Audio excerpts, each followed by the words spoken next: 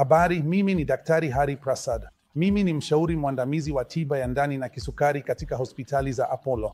Leo nataka kuelezea kwa undani kidogo kuhusu kisukari kama ugonjwa usioambukiza. Kwa hivyo sote tunajua kwamba kisukari kinaongezeka kwa kasi ya kutisha nchini na pia duniani kote.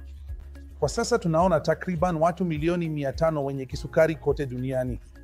Kwa hivyo tukichunguza kwa undani zaidi kuhusu epidemiolojia ya kisukari, tumegundua kwamba kuongezeka kwa miji na mtindo wa maisha usio na shughuli nyingi kunachangia ongezeko la wagonjwa. Pamoja na hayo, kuna pia ongezeko la idadi ya wazee. Kwa hiyo tunaona idadi kubwa ya wazee ambao wanaongeza idadi ya watu wenye kisukari duniani kote. Jambo muhimu kwa wakati huu ni kutambua mgonjwa wa kisukari mapema iwezekanavyo. Kwa hiyo tunakutana na kisukari kama ugonjwa usioambukiza.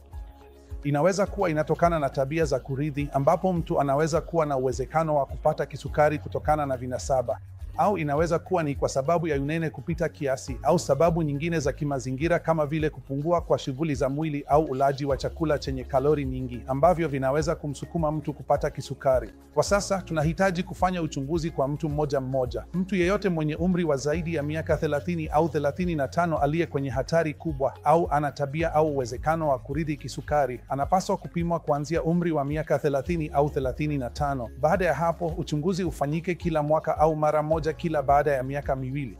Pia mtu mnene kupita kiasi, mtu mwenye historia ya kisukari kwenye familia, na mwanamke aliyepata kisukari wakati wa ujauzito, kinachoitwa gestational diabetes, naye anahitaji kufanyiwa uchunguzi na kufuatiliwa kwa miaka inayofuata baada ya umri wa miaka 30 hadi 35. Hivyo basi, uchunguzi wa mapema wa kisukari unasaidia kutambua watu walio kwenye hatari kubwa kabla hawajapata kisukari. Kwa hiyo ukigundua watu hawa mapema, hasa ukiwakamata wakiwa bado kwenye hali ya awali ya prediabetes, bado unaweza kuwahimiza kufanya mabadiliko makubwa ya mtindo wa maisha kama vile kubadilisha lishe, kuongeza mazoezi ya mwili na kupunguza uzito.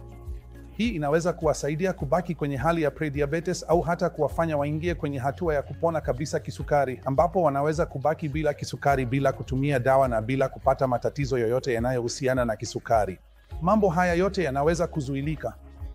Kwa hiyo bado wanaweza kuwa kwenye kipindi ambacho wanafurahia maisha bila kuhitaji dawa na pia kuzuia kuanza kwa matatizo yanayohusiana na kisukari. Hii ndiyo nafasi au uelewa ambao unapaswa kuenezwa kwa umma na pia kwa watu walio kwenye hatari kubwa, hasa wazee, ili waweze kupimwa mapema na kuzuia kuanza kwa kisukari. Na hata kama watagundulika kuwa na kisukari au hawajagunduliwa bado, tunawatibu mapema. Kwa nini ni muhimu kuwatibu mapema? Unazuia kuanza kwa matatizo.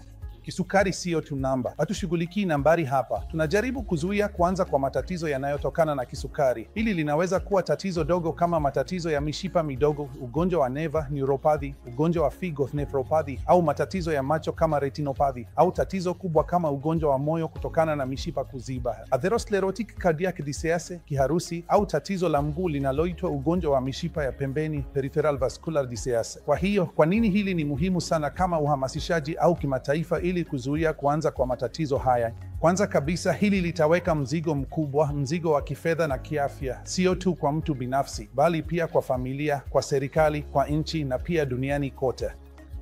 Hili litaathiri akiba ya watu wenye uwezo wa kufanya kazi.